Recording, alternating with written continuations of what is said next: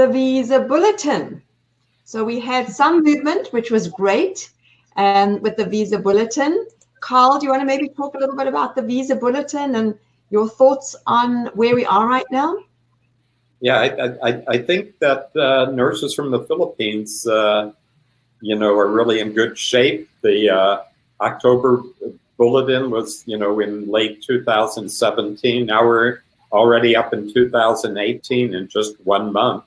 So at least to me, that indicates that there's going to be some forward movement in the next few months. The waiting time is now, somewhere closer to 1.5 years than 2 years. And I wouldn't be surprised if it went down to around 1 year, something like that. Mm-hmm. So this is the perfect time for to start the green card process, because we're noticing I'm getting more and more calls from healthcare employers to petition for nurses, and then we know it's a supply and demand thing. So as these employers start applying for more nurses from the Philippines, the waiting times will stop going forward, they'll start going backwards. So if I were trying to get to the US, I would try to find an employer right now to petition for me. Yeah, I don't know, Jacob and Maria, if you agree with Carl, but I certainly do. I mean, we're getting more and more calls every single day from both hospitals and nursing homes across the country. And as the nursing shortage increases, many people are looking at this as another tool in their toolbox, just a way to supplement what they're doing with their recruitment of American nurses.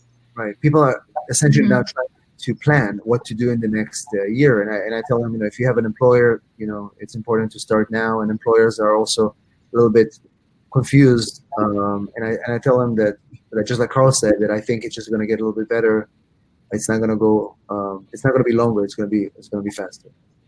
Right. Yeah, I would agree. And I think the employers, Tanya, you can of course speak more to this, but they're more willing to make the move to hire a foreign nurse if the wait time is shorter. If one retrogression was 7 years, that's just way too far for an employer to plan. But now that it's only, as Carl said, 1 year, maybe a little longer, that's pretty easy for an employer to forecast and know they're going to need more nurses and be willing to pursue this, like Jacob said, as another tool in the toolbox. Yeah. And what is interesting is that employers that have been doing this for a long time, they appreciate this more than new HR people that are just kind of starting out.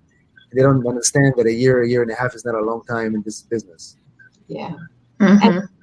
And I think the thing is also, it's, for many of the organizations that we work with, it's not like they can say this time next year the nursing shortage is going to get better, or something's going to happen, the nursing shortage is going to get better. We all know it's only going to get worse. So that's where many organizations are looking at this, as we said, it's really as a supplement, a way to just make sure that they have a long-term strategic goal, that they have enough people to look after the aging population in the US, because patient care, of course, is the most important.